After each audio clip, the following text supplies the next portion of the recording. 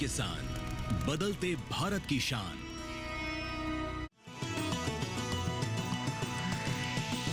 DD किसान, बदलते भारत की शान।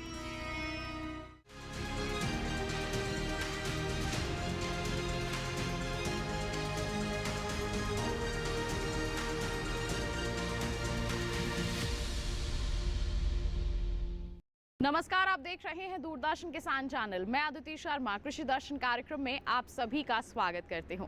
हमारे इस कार्यक्रम में कृषि जगत में जो भी हलचलें होती हैं, जो गतिविधियां होती हैं, उनकी जानकारियां हम आप तक पहुंचाते हैं और हमारी कोशिश यही रहती है कि उन जानकारियों से आप लाभान्वित हो सकें।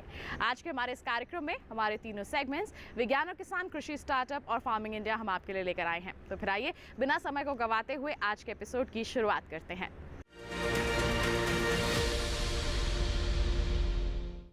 आइए किसान भाइयों बहनों, सबसे पहले नजर डालते हैं कि क्या कुछ खास है आज मंत्रालय से। किसान भाइयों बहनों, हम सभी जानते हैं कि जलवायु परिवर्तन का जो असर है वो सबसे ज्यादा कृषि उत्पादों पर पड़ता है। ऐसे में कृषि में कौन कौन से कार्य करने की आवश्यकता है, इसके बारे में विस्तृत जानकारी दे रहे हैं कृषि भवन के डीडी किसान स्टूडियो से राष्ट्रीय मधुमक्खी बोर्ड के पूर्व निदेशक डॉक्टर BL सारस्वत। क्या कुछ कहा है उन्होंने, आइए आपको दिखाएं। हमारे जो लैंड रेसेस हैं, जो हमारी पुरानी जो फसलें थीं, वेराइटीज़ थीं, किस्में थीं, हमें उनके बारे में दोबारा से सोचना पड़ेगा और उन चीज़ों को हमें पहले से जो थी उनको पहचानना पड़ेगा और उन पे हमें ध्यान देना पड़ेगा, क्योंकि उनके अंतर्गत काफ़ी क्लाइमेट को, हमारी जलवायु के परिवर्तन को सहने की क्षमता है। वो गर्मी में भी काफ़ी अच्छी अपनी परफॉर्मेंस देती रही हैं, सर्दी में भी, ज़्यादा बारिश में भी, कम बारिश में भी। तो ये जो क्लाइमेट रेजिलियंस हमें उनके जो अंदर है उन चीज़ों को पहचानना पड़ेगा सबसे पहले। और इसी तरह से जो एग्रीकल्चर में भी, हॉर्टिकल्चर में भी और बाकी के सेक्टर्स में भी, हमें पशुपालन में भी ये सब चीज़ों की करने की ज़रूरत है। और दूसरा जो मधुमक्खी पालकों के लिए भी बहुत महत्वपूर्ण बात यह है कि मधुमक्खी पालन और कृषि का एक बहुत ही दामन चोली का संग है, साथ है, एक दूसरे के पूरक हैं, ये एक दूसरे को सप्लीमेंट करते हैं। तो उनको भी, क्योंकि क्लाइमेट जो चेंज आ रहे हैं, ग्लोबल वार्मिंग आ रही है, जो अपना वेदर में बहुत सारे डिस्टर्बेंसेज आ रहे हैं, उनको ध्यान में रखते हुए एग्रीकल्चर के साथ साथ हमारे मधुमक्खी पालकों को, हमारी मधुमक्खियों को भी उसी तरीके से ढालने की ज़रूरत पड़ेगी, उसी तरह से उनको करने की ज़रूरत पड़ेगी। इस संदर्भ में हमारे वैज्ञानिक भाइयों को थोड़ा ज़्यादा काम करना पड़ेगा और हमारी कुछ अपनी इंडिजीनियस स्पेसीज़ हैं, जैसे आप सब लोग ज़्यादातर हमारा एपिस मेलिफेरा पे काम करते हैं, हमारे मधुमक्खी पालक, क्योंकि वो काफ़ी अच्छा प्रोडक्शन भी देती है और उसमें काफ़ी क्वालिटीज़ हैं, अच्छाइयाँ भी हैं। इसी तरह से हमारी जो एपिस सेरेना है, जो हमारी इंडिजीनियस है, उसमें भी और ज़्यादा अच्छी क्वालिटी हैं। तो हमें इनको दोनों को साथ लेके चलना पड़ेगा। अब कार्यक्रम में वक्त है सम्मेलन से प्रगति की ओर का। बता दें आपको, दिल्ली स्थित नास कॉम्प्लेक्स में भारतीय कृषि अनुसंधान परिषद के 96वें स्थापना एवं प्रौद्योगिकी दिवस के उपलक्ष्य पर एक खास कार्यक्रम का आयोजन किया गया। क्या कुछ खास रहा इसमें, आइए नजर डालें उस पर। हाल ही में पूसा के सुब्रमण्यम ऑडिटोरियम में 96वें भारतीय कृषि अनुसंधान परिषद का स्थापना एवं प्रौद्योगिकी दिवस मनाया गया। इस स्थापना दिवस के अवसर पर देश के विभिन्न राज्यों से कृषि से जुड़े उत्पादों की प्रदर्शनी भी लगाई गई थी। इस अवसर पर केंद्रीय कृषि एवं किसान कल्याण और ग्रामीण विकास मंत्री शिवराज सिंह चौहान, केंद्रीय मत्स्य पालन, पशुपालन एवं डेयरी मंत्री राजीव रंजन सिंह, केंद्रीय कृषि एवं किसान कल्याण राज्य मंत्री भागीरथ चौधरी एवं रामनाथ ठाकुर, केंद्रीय मत्स्य पालन, पशुपालन एवं डेयरी तथा अल्पसंख्यक कार्य मंत्रालय राज्य मंत्री जॉर्ज कुरियन और केंद्रीय मत्स्य पालन, पशुपालन एवं डेयरी तथा पंचायती राज राज्य मंत्री प्रोफेसर SP सिंह बघेल, भारतीय कृषि अनुसंधान परिषद के महानिदेशक हिमांशु पाठक एवं देश भर के ICAR से जुड़े वैज्ञानिक एवं किसान उपस्थित थे। इस अवसर पर फसलों की 25 किस्में जारी की गयी। किस्मों के इजाद हेतु वैज्ञानिकों को सम्मानित भी किया गया। इसके अलावा भारतीय कृषि अनुसंधान परिषद के कई प्रकाशन का विमोचन भी किया गया। इस अवसर पर केंद्रीय कृषि एवं किसान कल्याण और ग्रामीण विकास मंत्री शिवराज सिंह चौहान ने वैज्ञानिकों से कहा, मैं आप सबको बधाई देता हूं। आईसीएआर का 96वां स्थापना दिवस प्रौद्योगिकी दिवस के रूप में भी हम मना रहे हैं। मैं इस अवसर पर अपनी उपलब्धियों के लिए आईसीएआर, हमारे वैज्ञानिक मित्र और सभी जुड़े हुए साथियों को हृदय से बधाई देता हूं। ये मित्रों, आपका ही चमत्कार है कि आज अन्न के भंडार हिंदुस्तान के भरे हुए हैं। अन्न के उत्पादन में तो हमने प्रगति की ही है, लेकिन पशुपालन, डेयरी और मत्स्य पालन के क्षेत्र में जो काम हुआ है वो सचमुच में अद्भुत और अभूतपूर्व है। छोटी जोत के किसान के लिए हम मॉडल फॉर्म का एक प्रारूप बना के वो क्या क्या करे।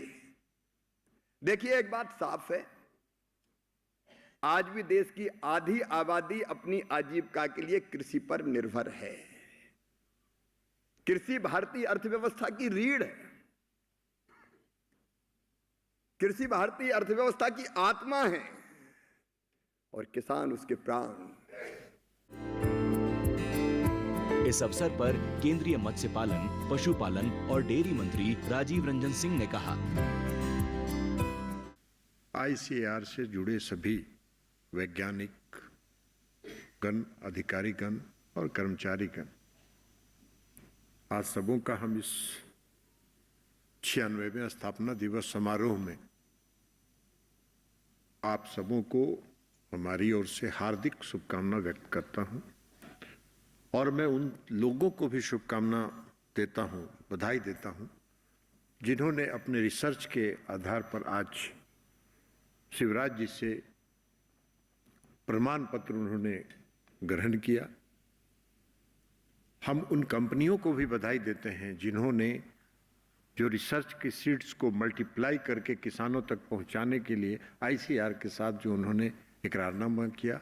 हम सभी को बधाई देते हैं और यह आशा करते हैं जिन संस्थाओं ने आज आईसीएआर से अनुबंध किया है उनसे कि वो जल्दी से जल्दी इसको मल्टीप्लाई करके किसानों तक पहुंचा दें। आदरणीय प्रधानमंत्री नरेंद्र मोदी जी ने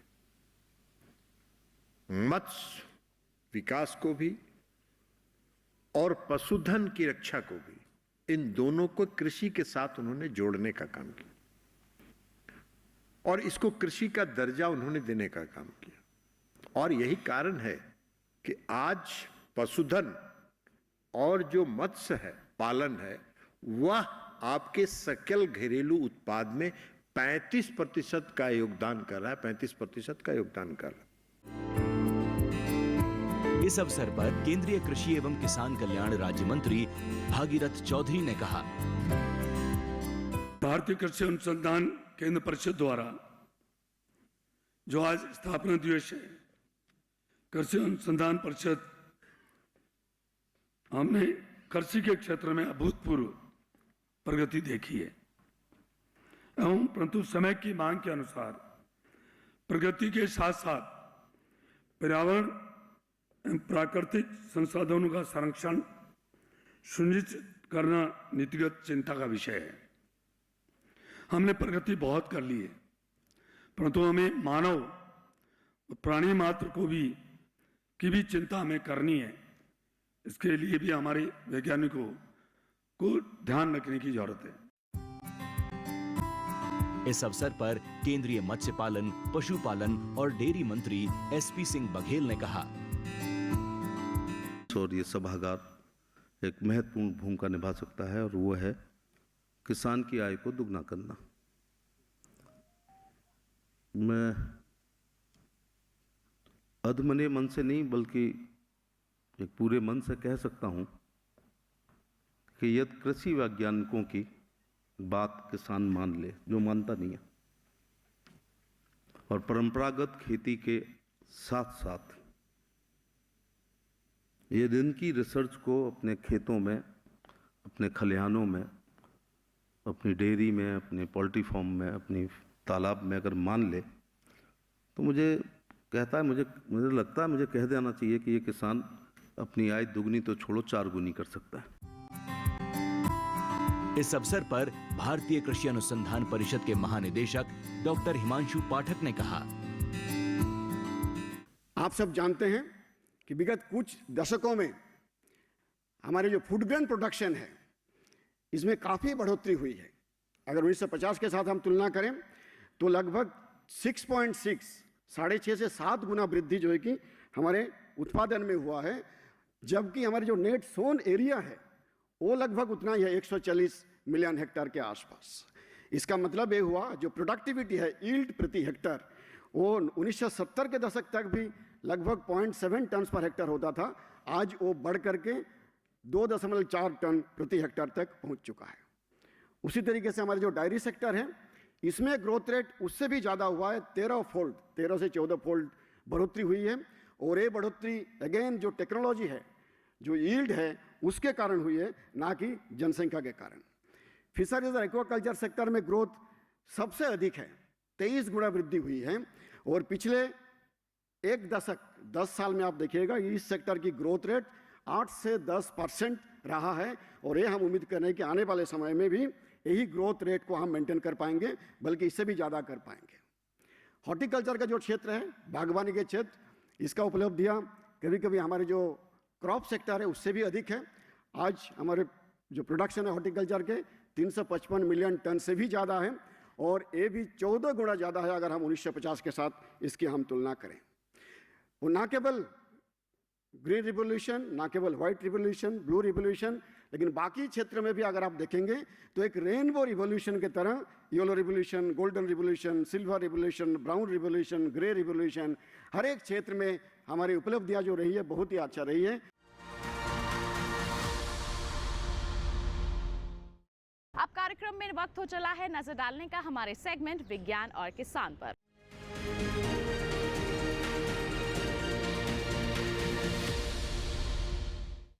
किसान भाइयों बहनों, आज हम कार्यक्रम में बात करने वाले हैं मछली पालन के बारे में। मछली पालन एक ऐसा व्यवसाय है जो अच्छी आमदनी आपको दिलवा सकता है, बस आपको समय समय पर कुछ सावधानियां बरतने की ज़रूरत होती है। लेकिन बहुत ज़रूरी हो जाता है कि आप इसकी शुरुआत करने से पहले इसके लिए पूर्ण जानकारी हासिल कर लें, इसके लिए प्रशिक्षण हासिल कर लें। तो फिर आइए मछली पालन की जो बारीकियाँ हैं आपको बताते हैं हमारे सेगमेंट के माध्यम से।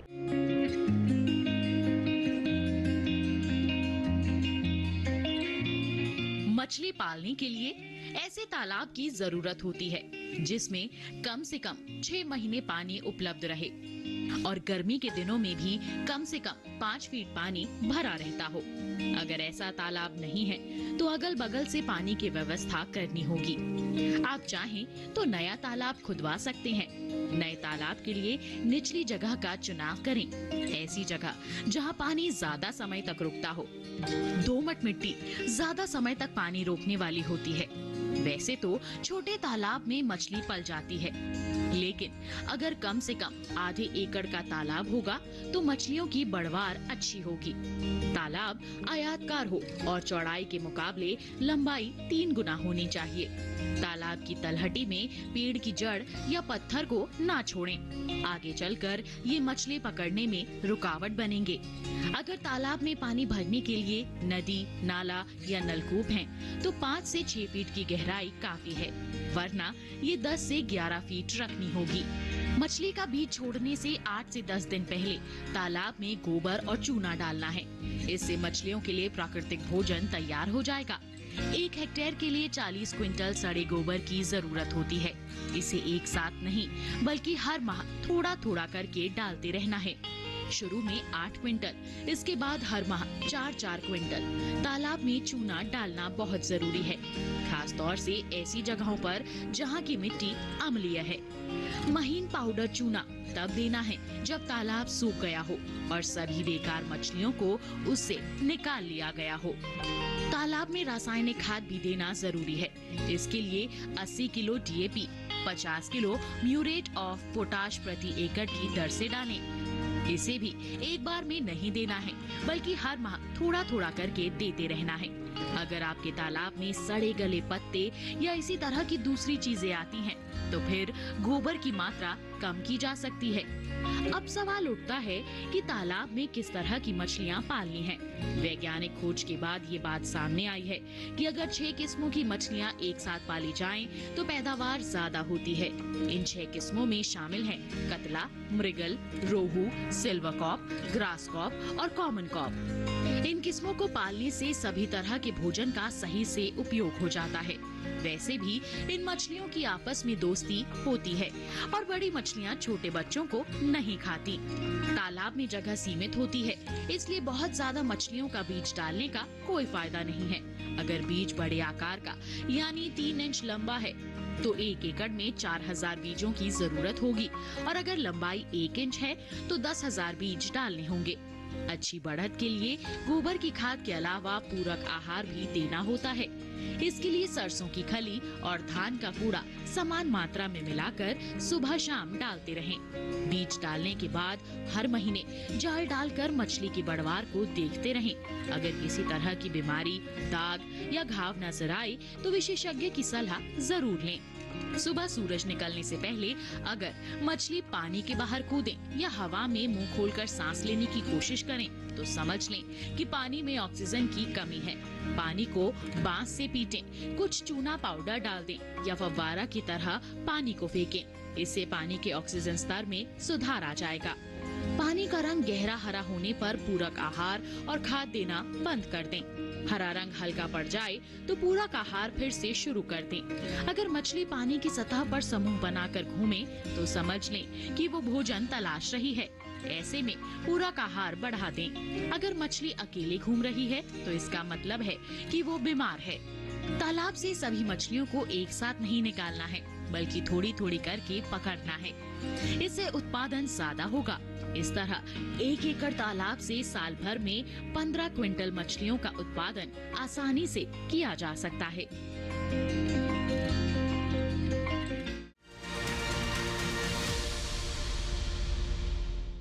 तो ये था सेगमेंट विज्ञान और किसान। इसी के साथ कार्यक्रम में वक्त एक छोटे से ब्रेक का। आप कहीं मत जाइए, देखते रहिए कार्यक्रम कृषि दर्शन और बने रहिए दूरदर्शन किसान पर।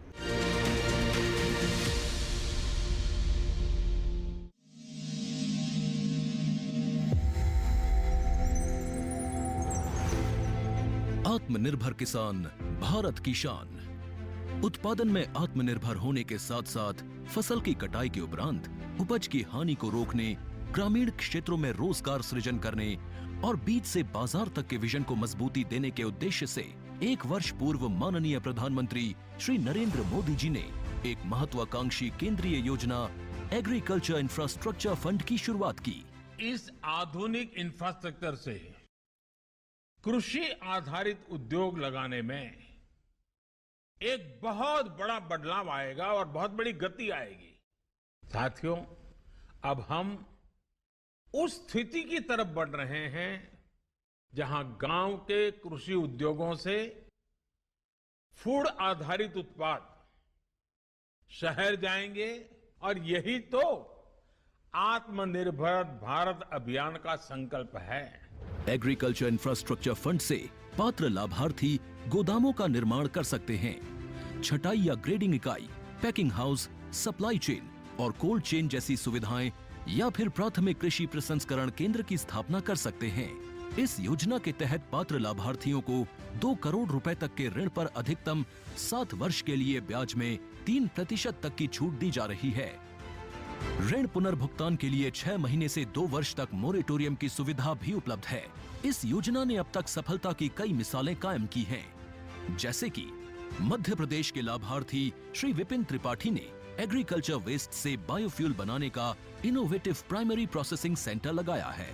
लोन मिलने की वजह से हम समय पर सारी मशीनों का प्रोक्योरमेंट और सारा सिविल वर्क टाइम पे करवा पाए, जिससे ये प्रोजेक्ट को लगाना संभव हो पाए।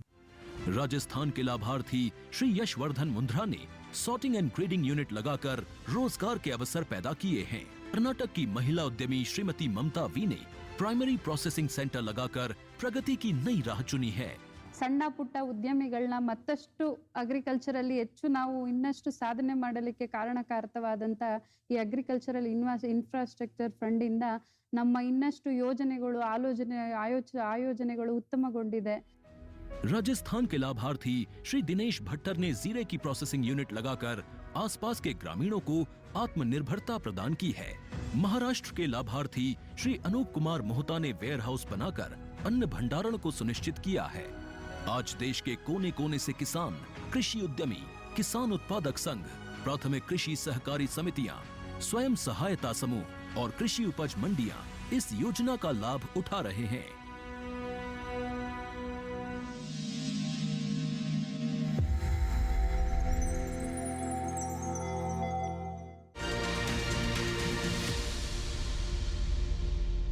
नमस्कार किसान भाइयों और बहनों, आप देख रहे हैं डीडी किसान। मैं हूं आपका होस्ट AI कृष और आपका स्वागत है हमारे शो किसान जीके में। यहां हम आपके लिए लाते हैं खेती बाड़ी और ग्रामीण जीवन से जुड़े ज्ञानवर्धक सवाल। तो चलिए शुरू करते हैं आज का सवाल। किस समिति ने कृषि जोत पर कर लगाने की संस्तुति की थी? A. भूतलिंगम समिति, B. नायक समिति, C. ज्ञान प्रकाश समिति, D. राज समिति।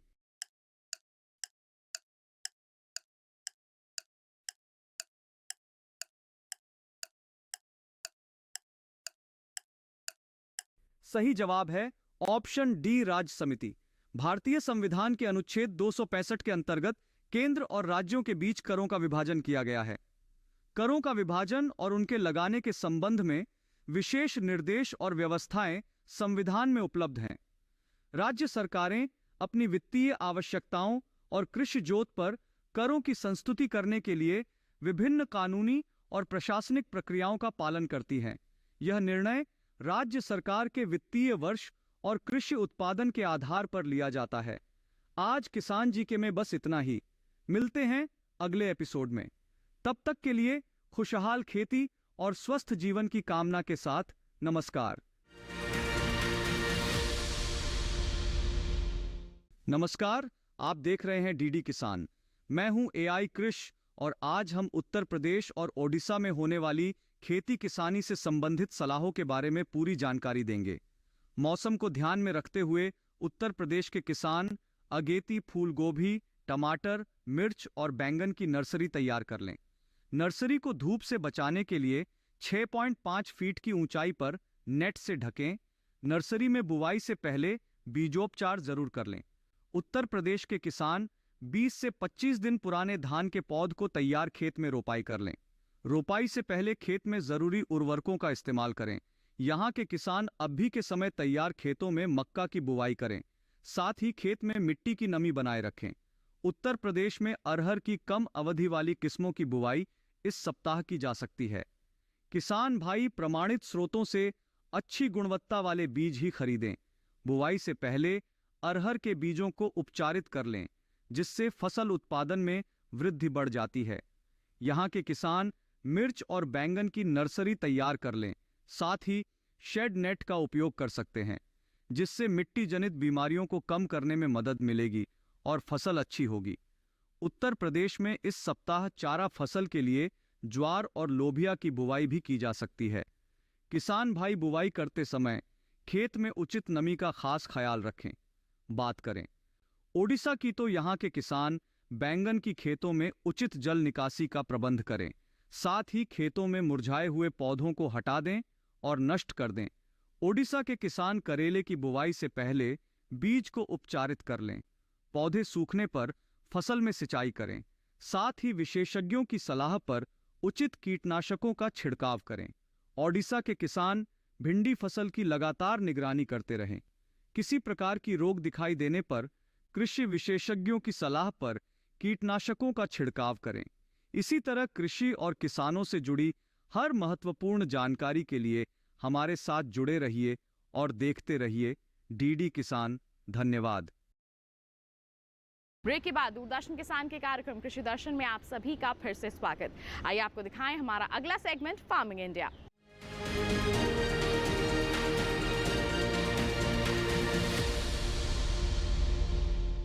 कृषि जगत में क्या कुछ खास हो रहा है, क्या कुछ बदलाव हो रहा है, आइए जानते हैं एआई एंकर कृष से। नमस्कार किसान मित्रों, मैं हूं आपका एआई एंकर कृष। आज हम जानेंगे कि बुआई के बाद किसानों को क्या कदम उठाने चाहिए ताकि फसल की अच्छी पैदावार हो सके। बुआई के बाद खेत में नमी बनाए रखना बहुत महत्वपूर्ण है। बारिश की कमी हो तो स्प्रिंकलर, ड्रिप या B.BF विधियों से सिंचाई करें। नमी की कमी फसल की वृद्धि को प्रभावित कर सकती है। इसके अलावा खरपतवारों को नियंत्रित करना भी आवश्यक है, क्योंकि ये फसल के पोषक तत्वों को छीन लेते हैं। इसके लिए डोरा कुल्पा से अंतर खेती करें या खरपतवार नाशकों का प्रयोग करें। कीट प्रबंधन पर भी ध्यान देना जरूरी है। पत्ती खाने वाले कीटों के लिए क्लोरेंट्रानिलिप्रोल का छिड़काव करें और तना मक्खी के लक्षण दिखने पर थायामेथॉक्सम का उपयोग करें। कीटों की निगरानी के लिए नियमित रूप से फसल की जांच करें और समय समय पर उचित कदम उठाएं। इसके अलावा पौधों को आवश्यक पोषक तत्व देने के लिए उर्वरकों का संतुलित उपयोग करें। बुआई के बाद मिट्टी की जांच करें और आवश्यकतानुसार उर्वरकों का उपयोग करें। फसल की अच्छी पैदावार के लिए इन सभी उपायों को अपनाना आवश्यक है। इन उपायों से आप फसल की अच्छी देखभाल कर सकते हैं और पैदावार बढ़ा सकते हैं। आज के लिए बस इतना ही। आप देखते रहिए डीडी किसान। धन्यवाद।